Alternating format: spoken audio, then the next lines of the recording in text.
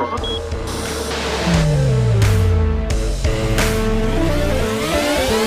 everybody, welcome to the InPsight Show. I am your host, Danielle Egnew, and you are a fly on the wall to everywhere. Welcome to the podcast. Guys, I am cutting this podcast in line.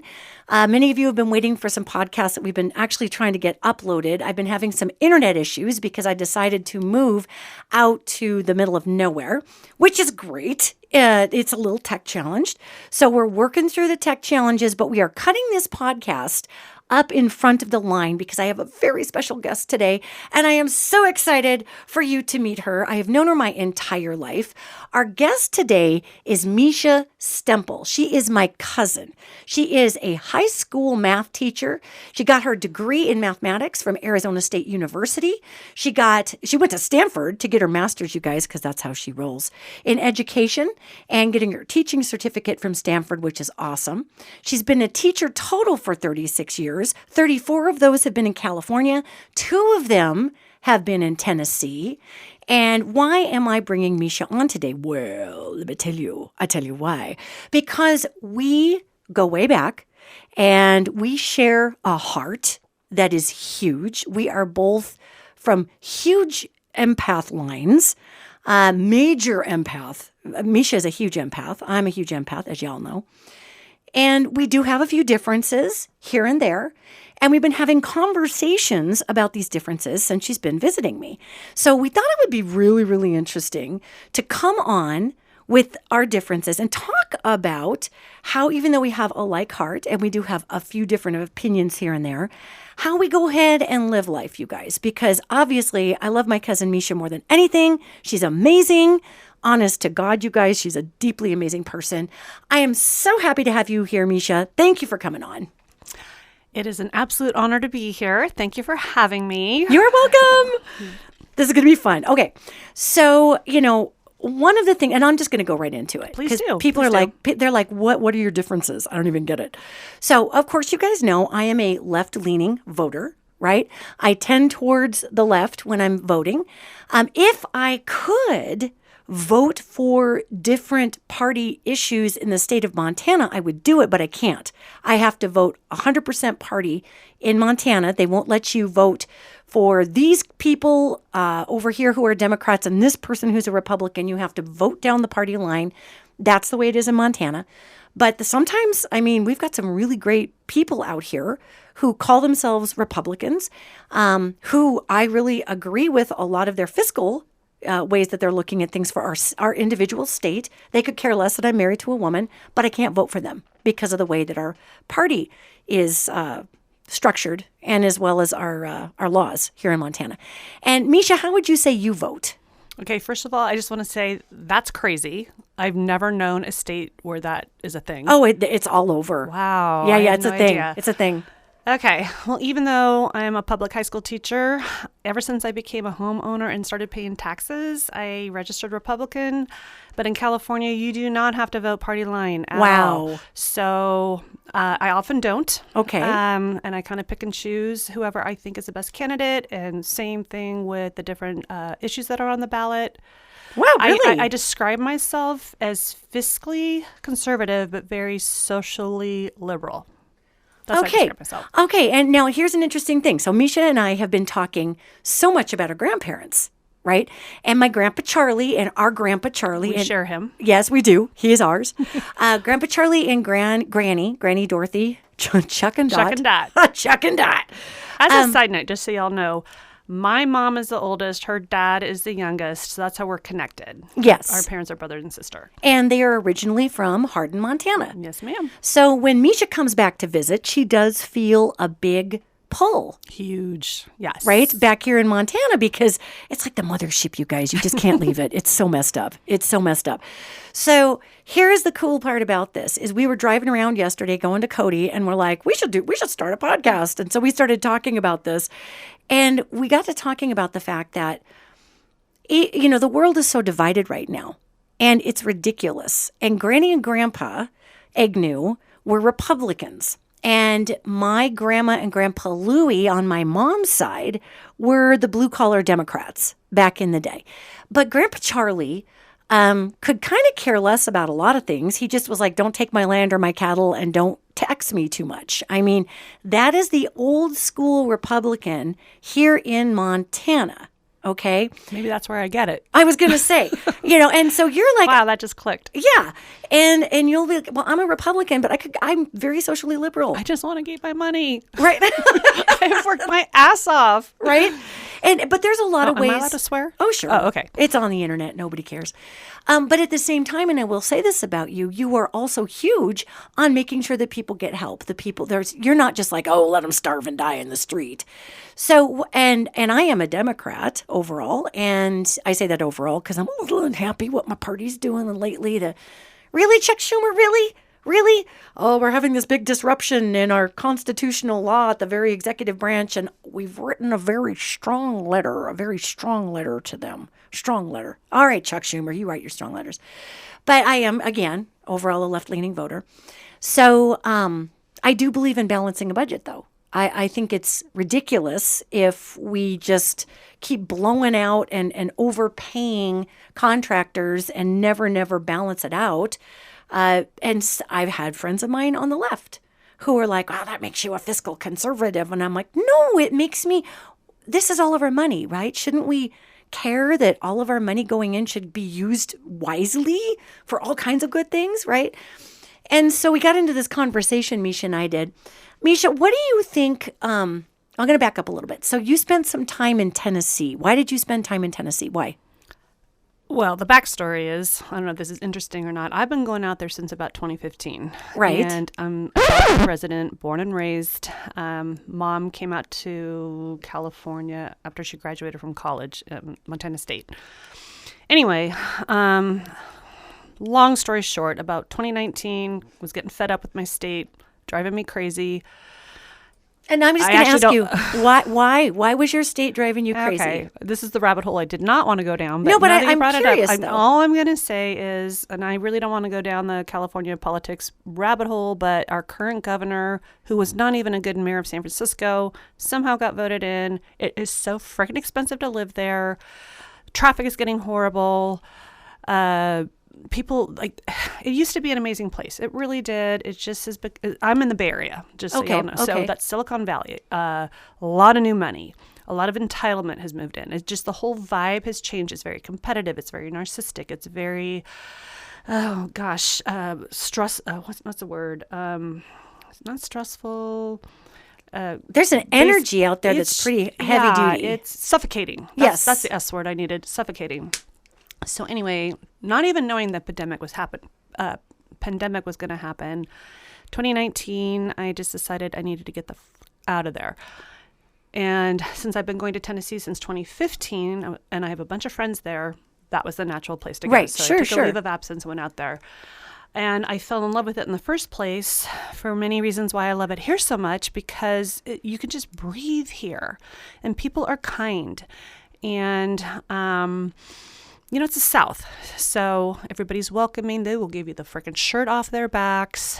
And I specifically went to the Nashville area. Nashville, although it's the South, is very progressive. Oh my gosh, yes. I visited. I had such a good time. Yeah. And I don't know if this is relevant, but I have gay friends there too. And one of my first questions was, oh my gosh, you're in the South. He's like, no, it's great. So much support. Very diverse, great restaurants. Anyway, so that's Nashville. Does that end? Yeah, Wait, what was the question? No, that's okay. That's okay. That's why I went there. Yeah. And the reason I asked, and I know you didn't want to answer part of that question, I appreciate that you did, is because I know why you went to Nashville. And, everybody, whether somebody loves Gavin Newsom or they don't or whatever, I have Democrat friends who are in California who have to leave California because it's gotten too expensive to live there. So, no matter, and I don't live there, so I don't know why we're not going to get into that. I don't know why that's all expensive, but, money is a real thing for people right now. And I have a lot of friends of mine who love California, who are able to stay there, and they are into it. And those are friends of mine are Republicans. They are Democrats. I used to live in California, you guys. I am not a California sucks person. I really loved California. I had a little issue with LA, which isn't really part of California. It's sort of like a multi-dimensional hole where weird people go to develop senses of self that only exist in their head. It's very superficial. Yeah, it was not for me. And, and I shouldn't even hardly say that, Misha, because in truth, LA was very kind to me. And I was very blessed with a lot of opportunities. Just sociologically, it wasn't for me. But it wasn't because it was in California. It was because it was attached to entertainment. So those are two different things, right? But I know you were like, no, I don't want to answer this question. But that's what I've heard, is that people struggled under financial issues and things like that. It's a gorgeous state. I know. It's beautiful. You got Lake Tahoe, you have Monterey, you have the Redwoods, you have Yosemite, Big Sur. Big Sur's rad. San Diego's amazing. Mendocino's amazing. It's a gorgeous state, but it has just changed. It has just changed. As has Montana. And Expensive too. And it's gotten expensive, right? Montana has gotten expensive. Montana after COVID. And you guys who've been listening to this podcast for a long time know that I've talked about this. All of this money coming into Montana. Montana's the live and let live state, okay? We have traditional conservatives here that could care less if you were married to a man, a woman, a person with no gender at all. They don't care. Just don't take their land, their cattle, or overtax them. That is your traditional Montana conservative. So to have some folks that we've had, Misha, come in from out of state who have had their hair on fire about political issues that aren't even relevant to our state, If I can interject just yes, for a second. Yes, please. Part of the problem, and I know that immigration's a hot topic right now. Again, don't want to go down that rabbit hole, but I will tell you what has happened with our state, because we do get an unusual number, either from Asia, from south of us. We get a lot of people coming in, which is fine, and we actually need those people. We're the fourth largest economy in the world. With our agricultural and okay, we're going to hammer that just a minute. Did you guys hear that? California is the fourth largest economy on the globe. Keep going. And a lot of that is bless these people doing jobs that Californians don't want to do. We'll just leave it at that. Here's the flip side of it. Over time, because of the influx of the population, and a lot of said people aren't necessarily legal and don't pay taxes, it has been a huge drain on the state. The schools don't get the money. The water has become a huge issue. For the farms? Are you talking water for farms? And people might chime in and go, that's not even actually true. This is what the water is. That's fine. I'm just telling you what I've heard. There's a flip side. That's all. Well, and what's interesting is that maybe that's what they're bringing. I don't know. I mean, maybe, right? And I mean, I think we would all agree, you guys, and that's why Misha's on today. I think we would all agree that anybody getting snatched out of the country in a weird ass way who isn't getting background checked is not cool. You're talking about the fact that because there is a unique situation in California that really I think we're going to be seeing in other states too, quite honestly. In other states, like Tennessee gets a lot of immigrants too.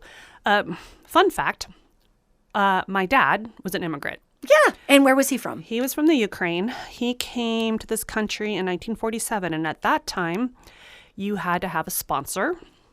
You had to pass a physical, which, by the way, he didn't pass. He was anemic. Long story short, started in the Ukraine. My grandmother was an opera singer. Grandfather got arrested. Grandfather was German. Grandmother was Ukrainian. Got arrested for supposedly being pro-communist. Don't really know the story. Died in prison. Grandma knew she had to get out of there. They were opera singers. They escaped with, I guess this is a long story. Sorry. No, it's a great story. People like stories. You go. Escaped with the opera troupe, and it's World War II. So guess where the only place was to find employment if you're an entertainer? Oh. Well, hello, California. Well, no. We're still in Europe. We're in Europe. Okay. And they're escaping. So the only place was in Germany, entertaining Hitler's troops. Oh my God. So they end up in, where did they go first? Sometime they're in Berlin. Poor Galena. Yeah.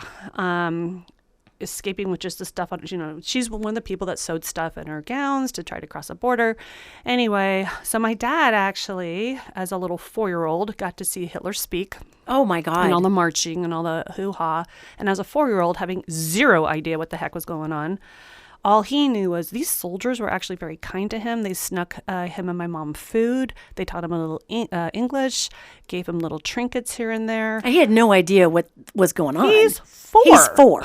So he's like, I don't know that this is a world dominion authoritarian takeover. This guy gave me a nice thing, and my mom and I are on the run here. So yeah, kind of hiding. So when he was anemic and they got denied, that's when they started giving him food and whatnot, and trying to get his blood count up. So they eventually got the sponsor, came in through Boston, ended up in Palo Alto, California, where the sponsor was.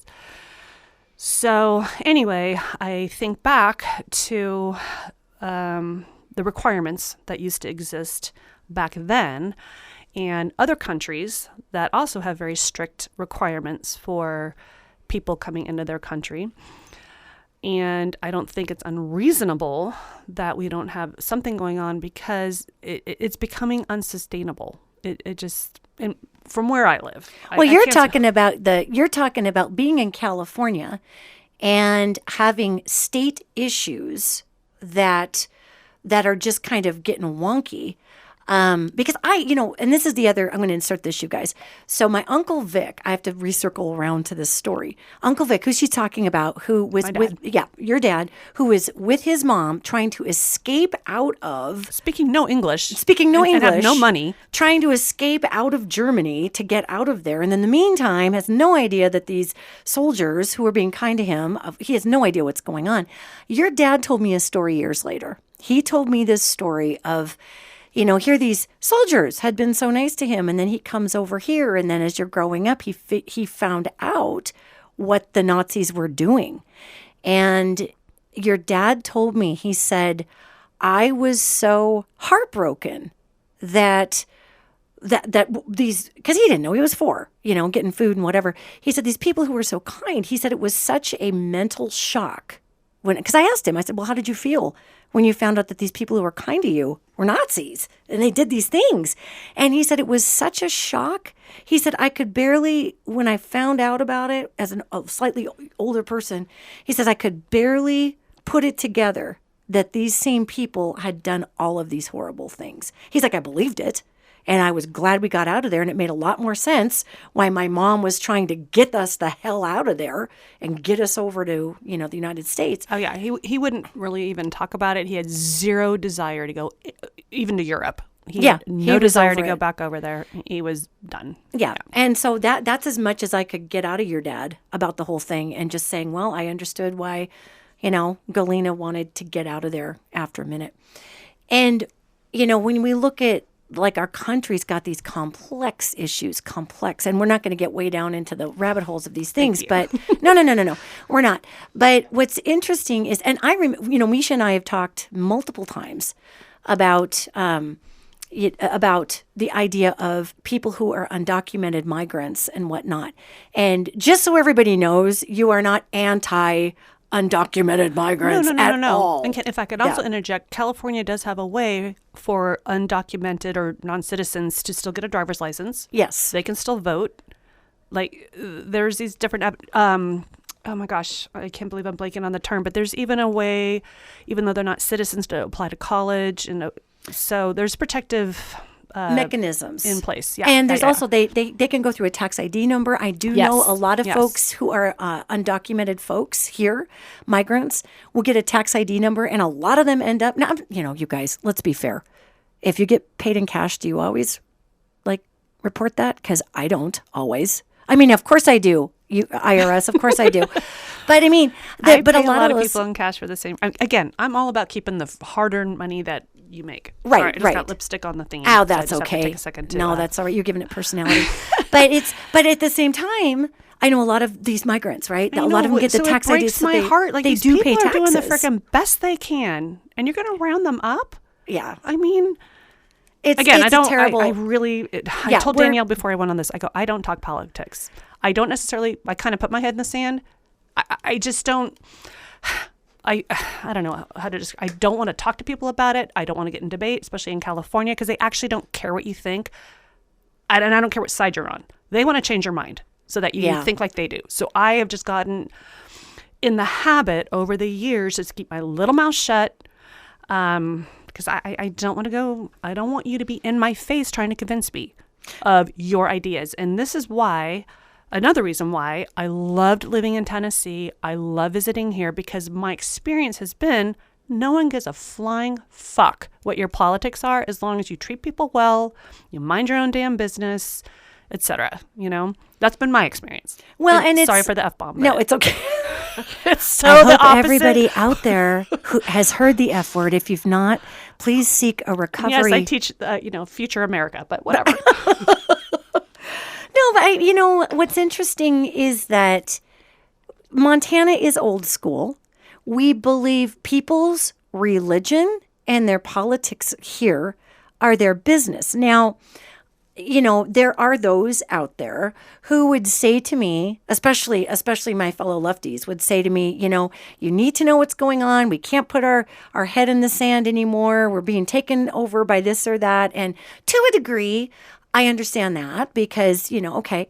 At the same time, I believe what you're referring to is that you are not in politics. You are a school teacher, okay? You are one of the most big-hearted, loving people I have ever met in my life. That's very kind. Thank you. It's true. And one of the things that hacks me off, and my listeners are aware of this, is when we stop treating each other like human beings. And all of a sudden, you're Team Republican and I'm Team Democrat. That's so freaking stupid. I don't know how to even put that across.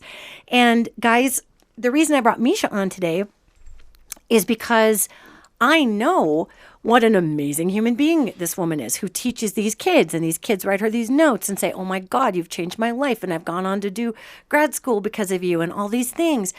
And I also happen to know that from your perspective of things, you've lived in a state that's a hot button politically right now.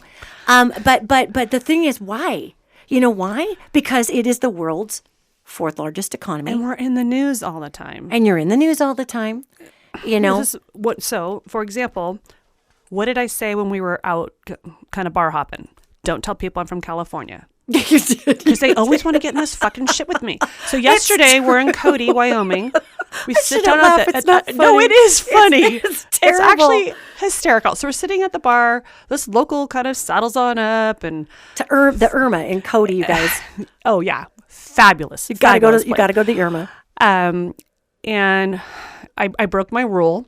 She says to me, where are you from? And I said something you said, if I may, this woman at the end of the bar, well, first of all, she looks at me and Misha. And this is good. Yeah. And she says, she goes, okay, now the two, and she kind of has a little bit of an accent. She's from Kentucky. She's from Kentucky. And I'm like, well, that's unusual. My Wyomingites don't really have an accent, but she did. And she said, so the two of you married? And I'm getting ready to say, no, God, this is my cousin. And thank God Misha says. I said, she is, but I'm not. And then it dawns on me. She's asking if we're married to men. I'm thinking, are we together? I'm like, no, she's my cousin. So this woman says to Misha, where are you from? And I said something like, I don't think, what did I say? You said this. You said, I don't even want to tell you. And she goes, California. And I laughed. And then, of course, she says, then she wants to talk about Trump or the president. She might not have used the name. And I answered very vaguely because honestly, it's none of her fucking business what I think or what I did. It's none of my business what she did. It's none of anybody's business. So I hate getting dragged down the political rabbit hole. So I think I just said something like I agreed with some of his ideas when he was campaigning, and I wish he wasn't such a freaking asshole. Yeah, you did, and I started laughing. And then she went on to say, as many Wyoming libertarians do, she went on to say, well, I think the whole lot of them are just crooked, and I think we the people should do things. And I just stayed out of it. I sat there and drank my tequila. And I think I changed the subject to the Calgary Stampede that was on the... the rodeo. You're just like, blah. And Let's stop talking about this, please. And when I was living in Tennessee, again, same shit, telling them that I'm from California. Inevitably, I swear to God, every person would say, did you bring your politics with you? And I would say, I did, and you should be happy I did. Because I'm like them. I'm physically conservative, socially liberal. Yeah. And there's not even a party for that, I don't think. But so that's okay. So the parties, and I will take this on myself talking about this, is I know so many people, Misha, that are progressives, that are Democrats, who are so upset about this sort of weird lack of plan, on the Democratic side. Okay, if you don't like things, which if you sit on the Democratic side of things, we might be looking at things happening at the top right now going, what the hell is that? However, when there's no plan at all, and then all you're doing is getting fundraising, you're getting hit up for fundraising letters, which is hysterical, right? And I know so many progressives and so many Democrats that have sent back hot letters saying, I am happy to fund you guys if you would do something. What are you doing? Like, you're just sitting there going, well, we're really angry about Donald Trump. Well, good for you, but where's the plan? That does nothing. That doesn't do anything. And I know Republicans in Montana who can't stand Donald Trump. They're like, what the hell did this wacko do to our party? And it's very important to remember, everybody. It's embarrassing. It's right. And I will also say, I have like a male BFF in Nashville who's gay. Yeah, Garland. I wasn't going to say his name, but I guess it's okay. Hi, Garland. Sorry. Yeah, hi, Garland.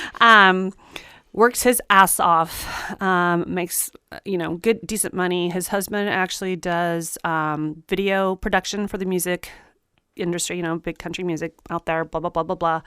Garland has said to me, and he grew up in a 10,000 square foot home in Huntsville, Alabama, very affluent family, very influential family in Alabama. Fast forward to where he is today. He has told me multiple times, I would be a Republican if in this state they supported the gays. Right. But in this state, the Republicans don't. So I have to stay Democrat. But he's like me in that he wants to keep his money. He works hard. So the fiscal part, you know what I'm saying? It's budget balancing and fiscal. Yeah. And I'm going to just insert this because I can feel people listening to this podcast later, because that's what I do, you guys. I can feel people listening going, well, that's just, if you're a Republican, of course you want to keep your money. Guys, come on, Democrats. Come on. Do you all want to give? None of us. I mean, I get so tired of the hypocrisy, you guys. I do my taxes. I pay my taxes, okay? But I am not going to my tax guy going, here, take no deductions, But I am fanatical because I pay state taxes. I pay state income tax in Montana. I am fanatical about that because those income taxes go to my teachers. They go to my law enforcement. Your fire. My fire people. I am happy to pay taxes. Absolutely. Libraries. Libraries. And honestly, you guys, I would pay a 30% tax rate in the United States of America if it went to the right things. I'm actually in that effing tax bracket, FYI. Oh, are you? Yes. Oh, my God. Okay. But I would, you guys. I would pay, people are like, I wouldn't be a socialist country. I'm like, well, shoot, I would if we actually spent the money on the right things. I absolutely would.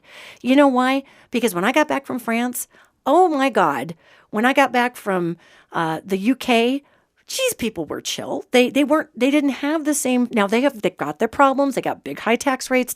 Their fuel costs are insane. They got their issues. But I think the reason that I'm talking about all this, guys, okay, is because how long have you guys been listening to the podcast when I've been talking about we have got to deprogram this cult of limitation that we live in that says, okay, you hate the Democrats or you hate the Republicans, or that's stupid, you guys. These are marketing techniques brought on by outside sources that are outside of either party trying to control a money flow, all right? And this is, of course, my opinion. I'm not dragging Misha into my opinion on this, but this is my observation, you guys. So the reason I'm having Misha on is because we are 100% of the heart in the same boat. I have never once heard you say, Misha, I've never once heard you say, God, I hope they round up those illegals out of my state. That is not you. You would never say that. Those are my students. Some of them, yeah. Right. You're not that person. And you guys, and I know a lot of, well, I'm just going to say this. It's going to piss off a bunch of people, but I mean it from the heart in a good way, because I think it's time we stop the hypocrisy also, you guys. We can't change our country if we keep devolving into these pockets of false piousness and hypocrisy. So for my Democrat friends, for my liberal friends, all my libs out there, for everybody acting like, virtue signaling about a million different things, why don't we stop doing that? And instead, why don't we try to figure out how to come together with our neighbors who might vote Republican? Although I've got a lot. Let me ask you this question real quick, because I was going to say something, but I'm going to stop and ask you a question first. And if you don't want to answer, just say, girl, I'm not answering that. That's okay. No big deal. I'll just say fuck off. Kidding. She's my cousin, and I'm older. Actually, she will tell me that. That's people true. are going to hate me. No, they're whatever. not. That's they're fair. not. They're I'm not too old to care if people like me or hate me. It's all good. You are they awesome. can. It's fine. People will. It's just reality. Anyway, ask your damn question. People hate me too. So the question is, with how do you feel?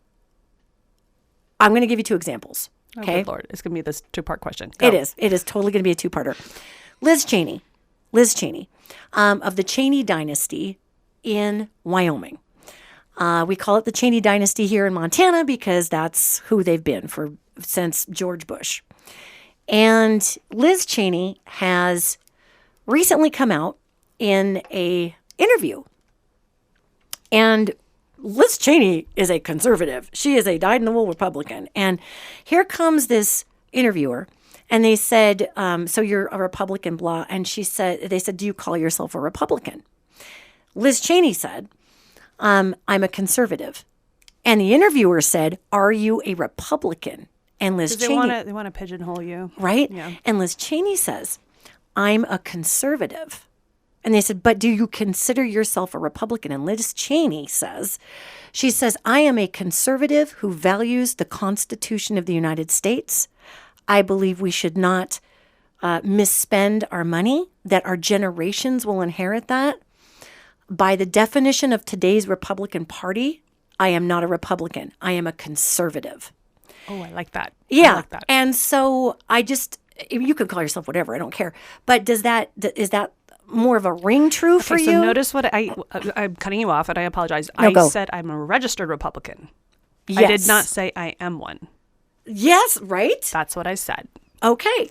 So I feel bad for a lot of my Republican friends and family, registered Republican friends and family, because the party has seemed to, from the outside. And I know people are going to go, well, that's what makes you a Republican. You're registered. But well, whatever. But you know what I'm saying. But where are you going to vote, though? I mean, I'm telling you, I don't vote party line. You don't. You No. don't. You're all over the place. And I can't do that. I'm all over the frickin' map, man. And I'll tell you what, I think the reason they don't do that in Montana is because it's easier to control. It's a form of gerrymandering. It's easier to control the vote.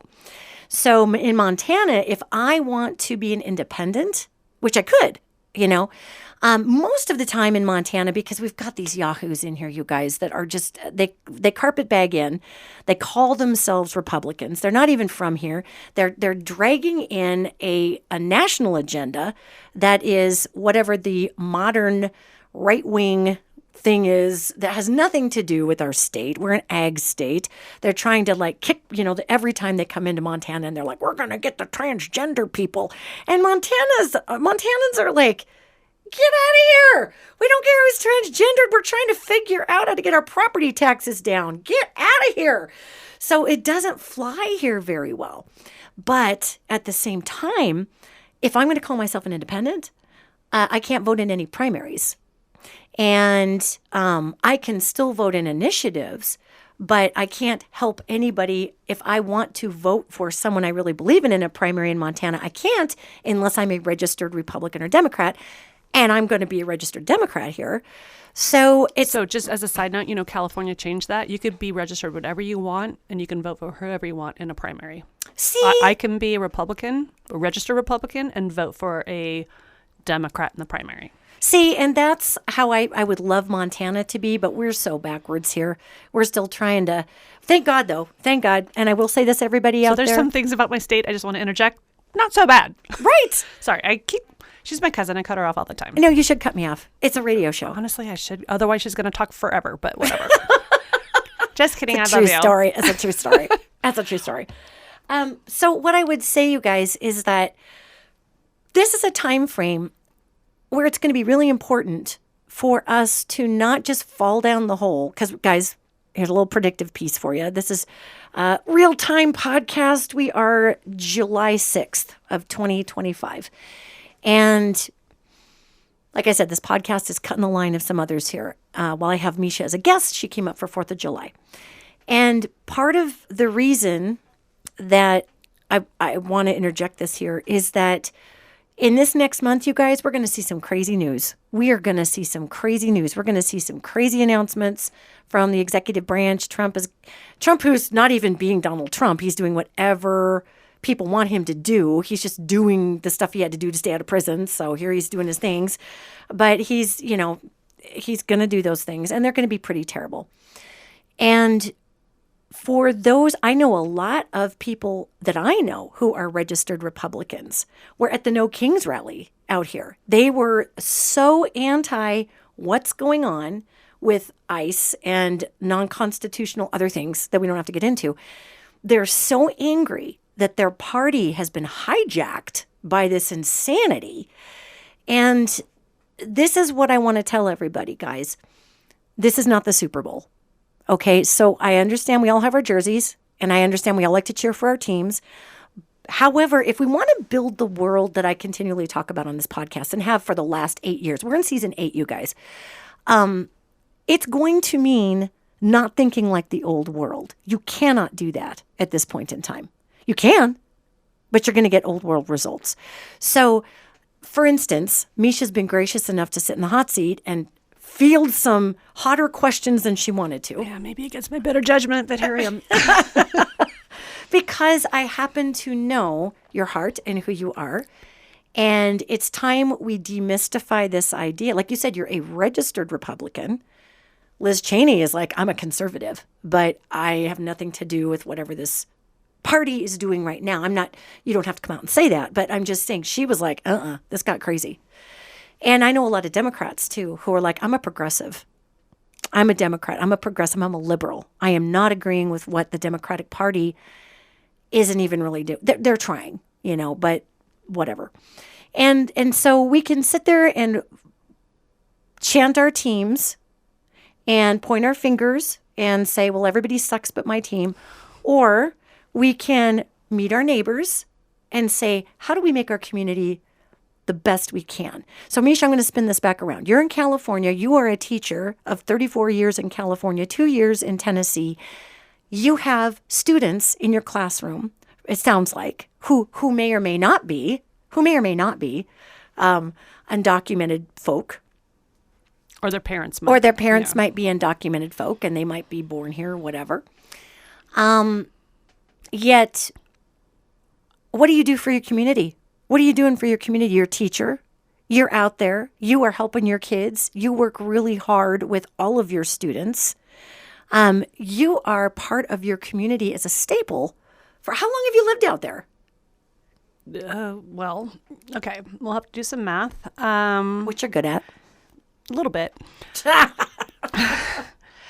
I'm almost 60 years old, born and raised there, but I spent, I guess, a total of 10 years out of state, right? 8 years in Arizona and then 2 in Tennessee. So 49 plus years. The time I have known you, you have poured your guts into your community, into your students, into everything there. And it has been very recently, because you're a California girl for the longest time, very recently you're like, oh my gosh, economically, things have gotten weird. Just the world has gotten weird. People are getting more fighty. I don't want to be in the fight. I don't want to be in the aggressive nature of things. I might maybe someday, retire and travel a little or be out of my state a little bit.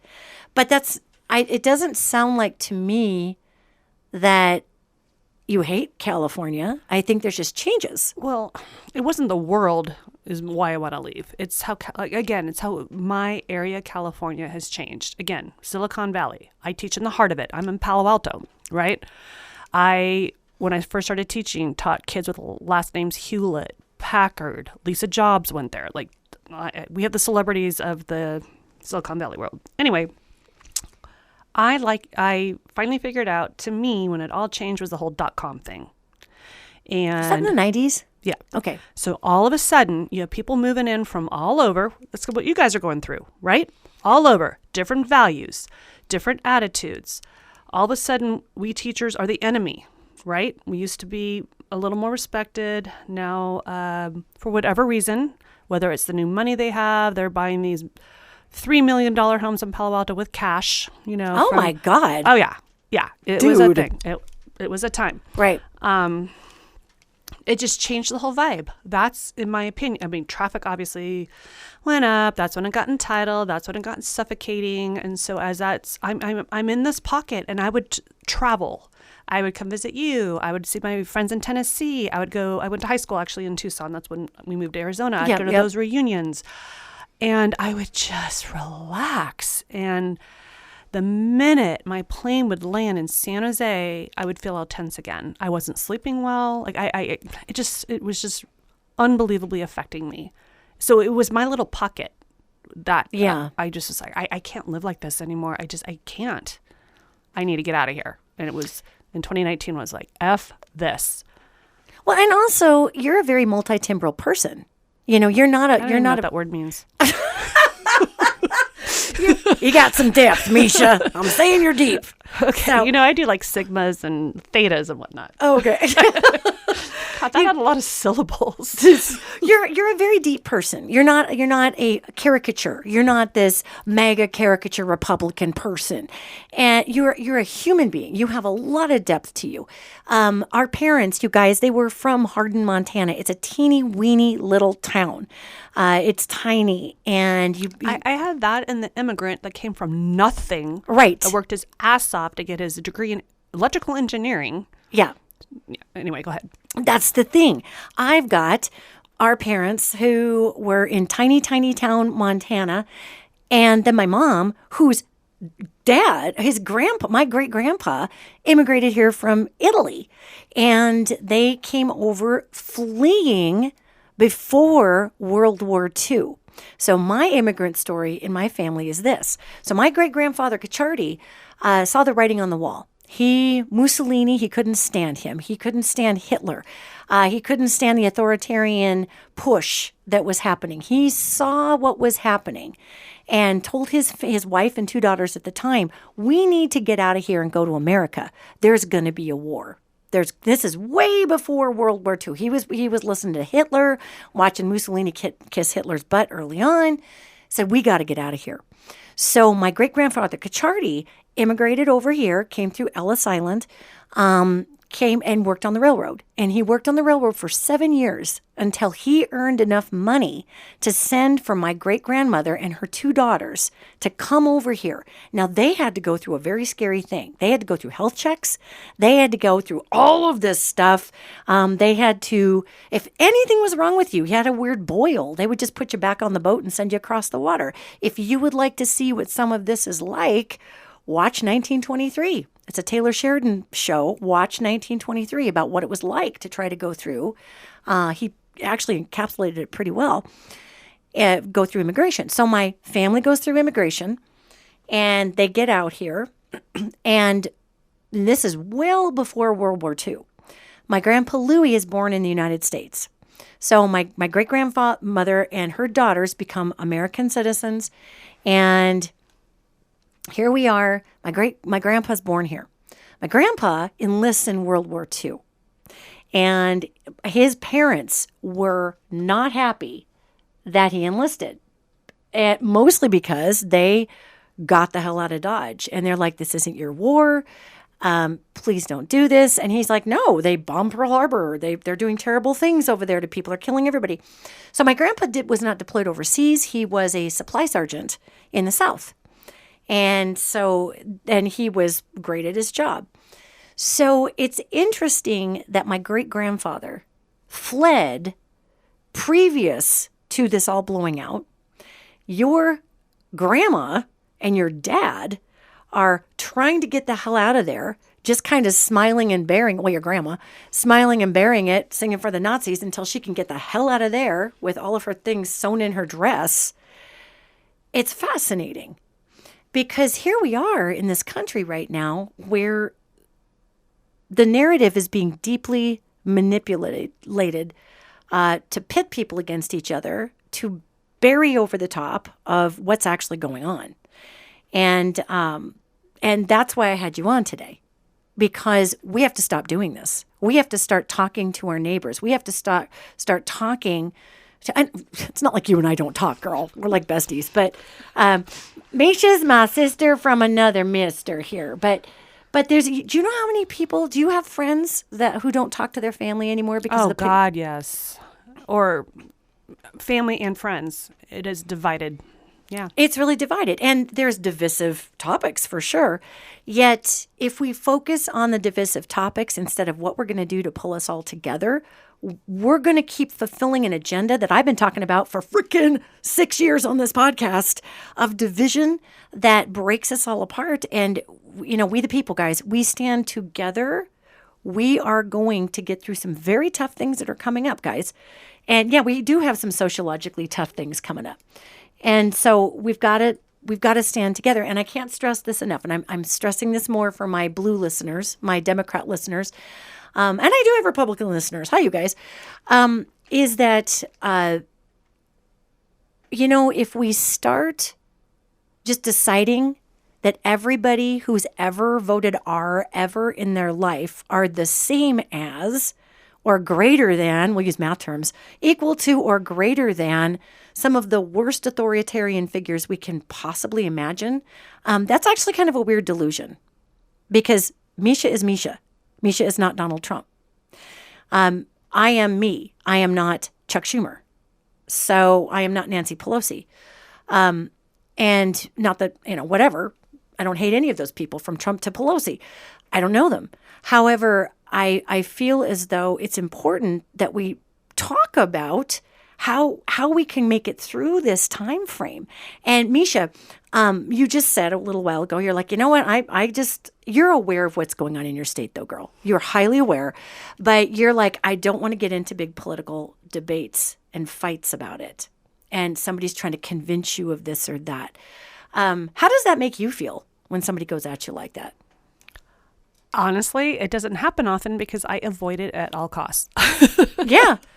It doesn't. And I will share, I was very hesitant to come on this because I don't like bringing this up, going down the rabbit hole, having people you can judge me. I don't really give a shit, but I don't necessarily want. That's true. I don't.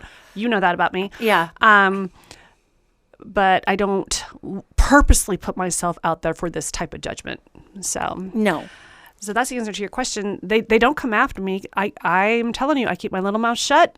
Don't want to talk about it. You do you. I'm in a fabulous little bunco group. We don't actually play bunco anymore. We still call it that, but we get together for dinner. Most of us are Republican, but there's one super vocal Democrat, and she was in my face after a couple of glasses of champagne saying, "Why are you not more upset what's happened in the Ukraine? You should be super upset." And I said to her, I go, well, of course I'm not happy about it, but what am I going to do? I'm not going to go out there. I'm sorry. I'm not going to go do the protests. That actually does nothing. It doesn't. You know, you want to go out there and fuck up traffic and get everybody mad at you? You do you. I'm not doing it.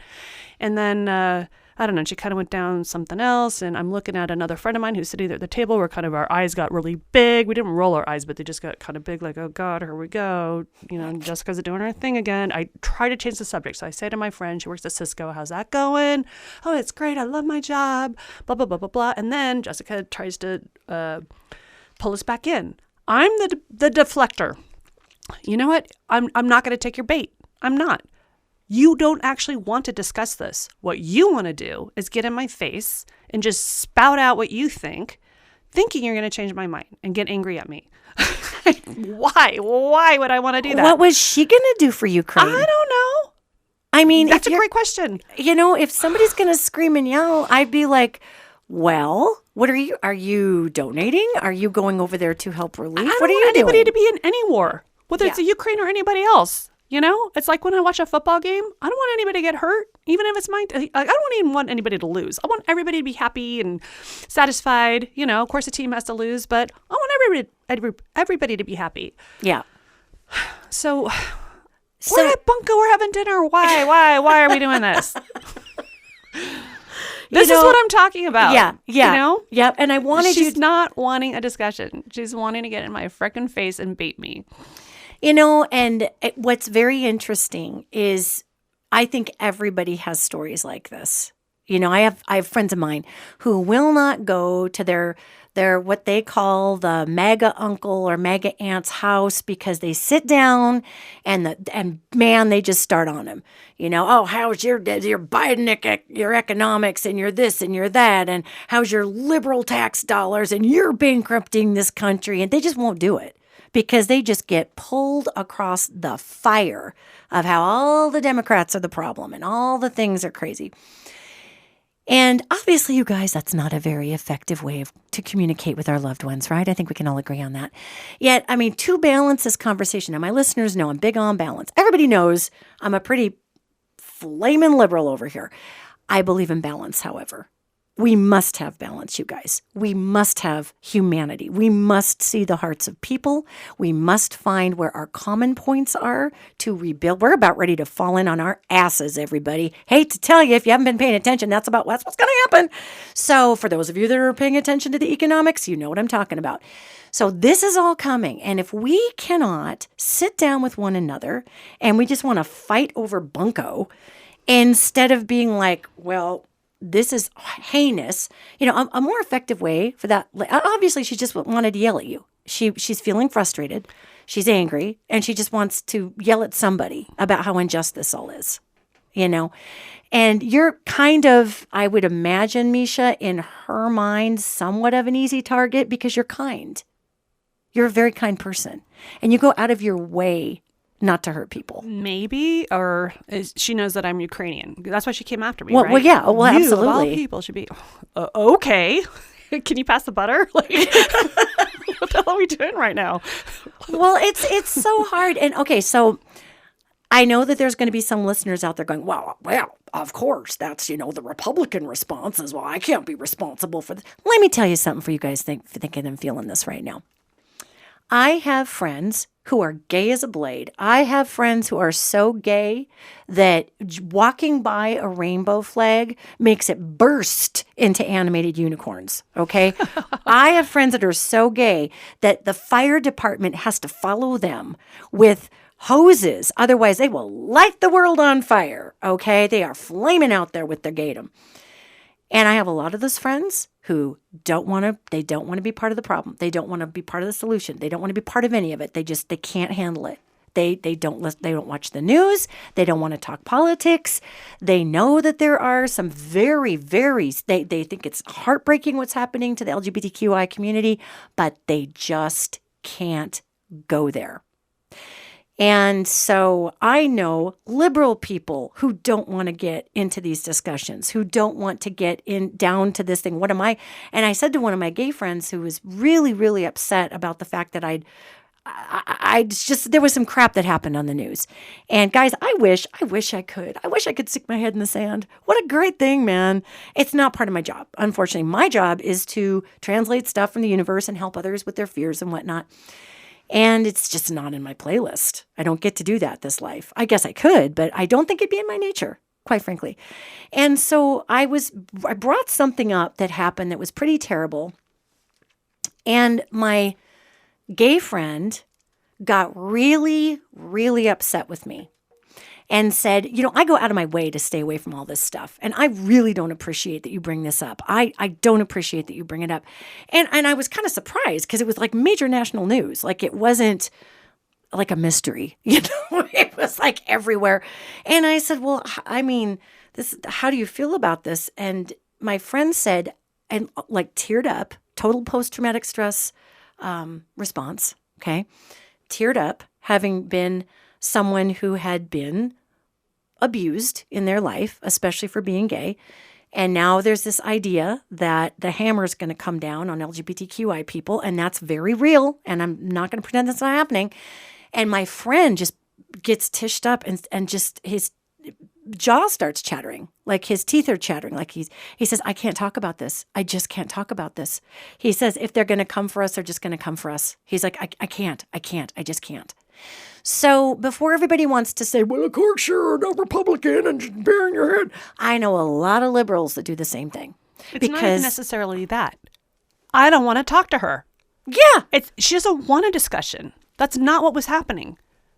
She was attacked. I don't know if she was actually attacking me, but you should worry about this. But she didn't say, hey, what do you feel about this? What's your opinion on this? Is this scary for you? You must still have relatives. Like, that was not stated at all. What was stated was, you should worry. It's like, you didn't even ask me if I was concerned or not. You kind of assumed I wasn't. You've already basically shown your colors. I'm not going down this rabbit hole. Have another glass of champagne. We're not doing this. That was mine. And I don't even know if I should bring this up, because this will just feed to everybody that's like, oh, she's a Republican. Of course, she feels that way. My youngest, I have 4 kids. My youngest is an officer in the Marine Corps. And so he has only been in a year, so he's fairly new. But of course, I don't want him drawn in. I don't want any of our kids drawn into something that isn't actually an American problem. And I know it's a humanitarian problem, not denying that. But of course, I care about my kid. I'm a mom. Of course, I care about him. I care about everybody's kid.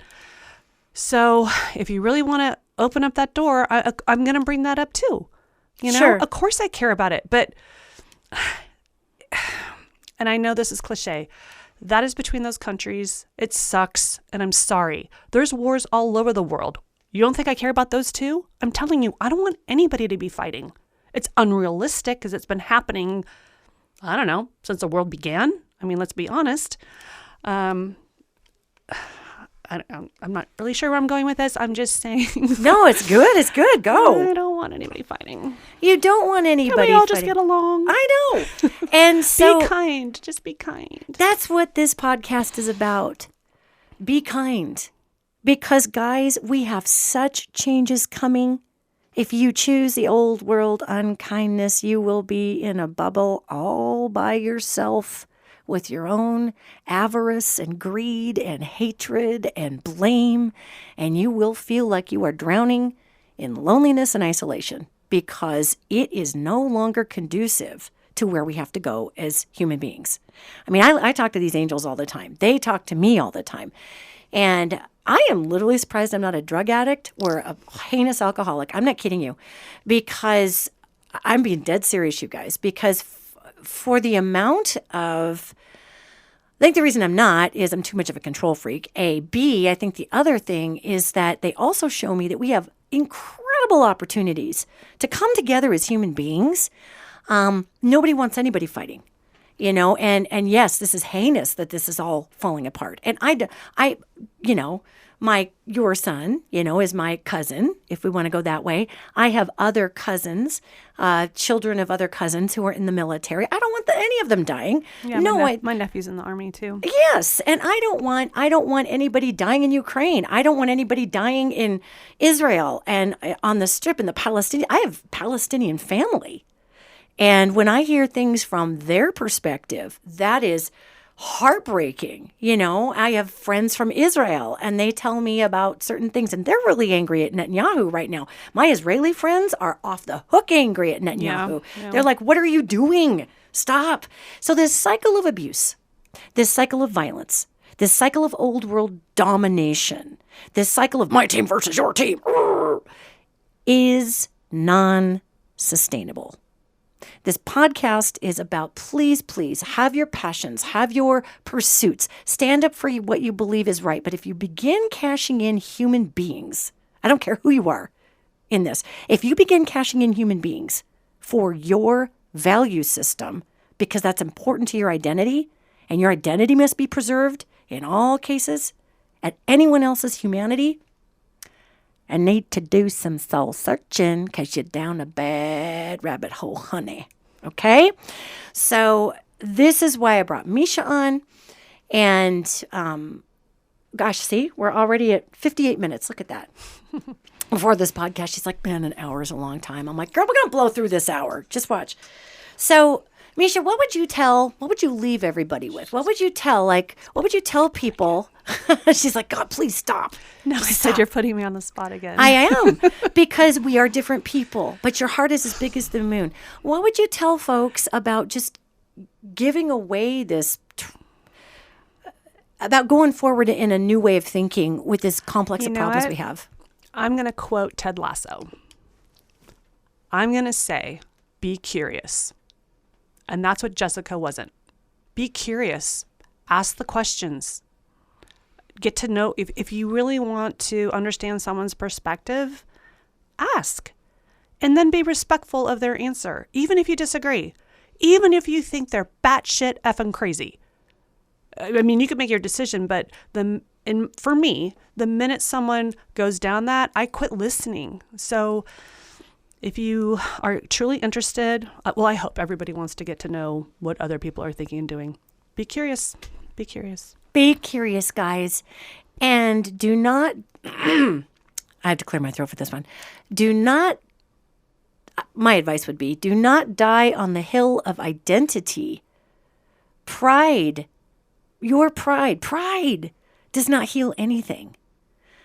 To die on the hill of identity instead of just maybe learning something, or there's a lot of people here in Montana that'll go off and just decide, I'm a liberal, I'm a gay, heathen. I've been called it all. I have been called it all. I have been called some heinous things to my face since I've been 18 and I came out. Horrible, horrible things. And all I can see is people's fear. And I just let them go. And sometimes I walk away. As I get older, though, people do this less and less. The world is changing, but also my vibe is not inviting that. My vibe is like, you get in my face, honey, I'm going to tell you all about you and why you're so afraid. And people don't want to hear that. So be curious. My advice is be kind. Be kind.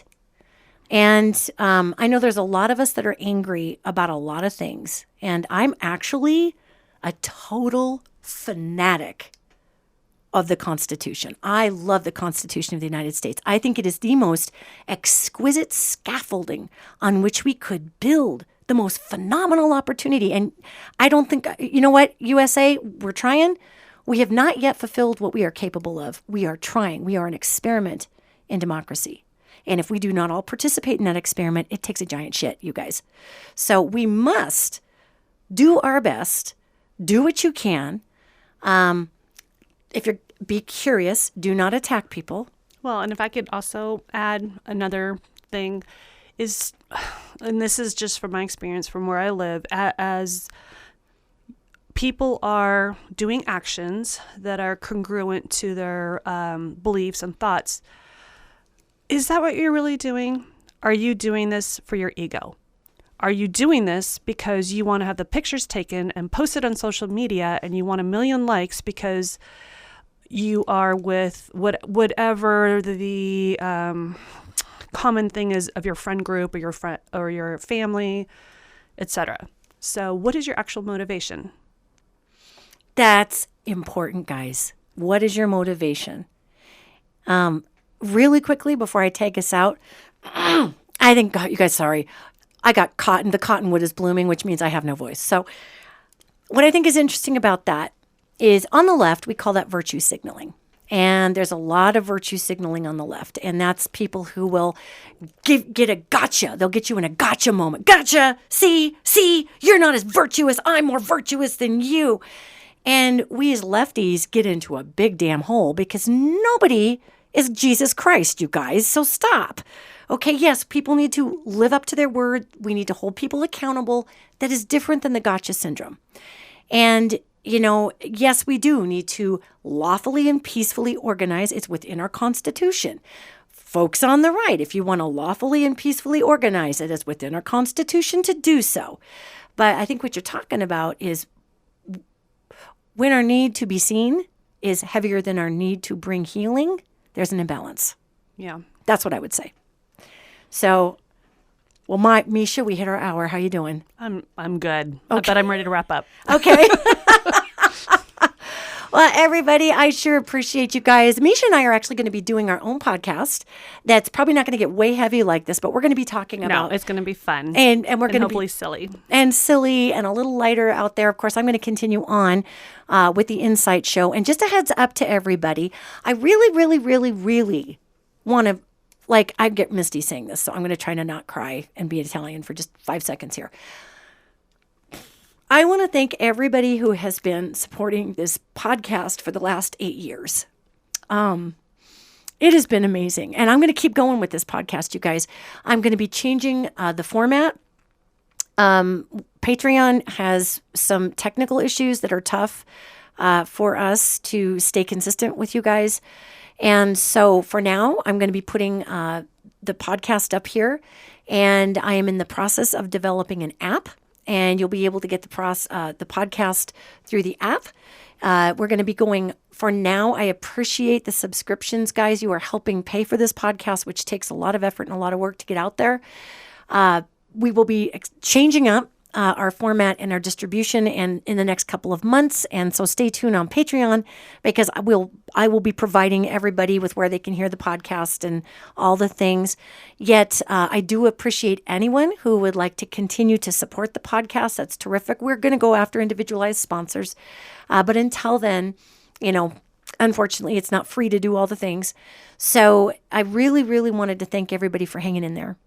And yes, I'm continuing on. I'm not wrapping the podcast up, but I just wanted to take a minute to thank everybody, because we have had a lot of interruptions and a lot of things. And you guys have stayed by my side for 8 years. And I am so deeply appreciative of that and of you. And I do not take that for granted. So just want everybody to know that. And Misha, thank you for being on. Thank you for having me. Yes, you are welcome. And everybody, I will see you next podcast.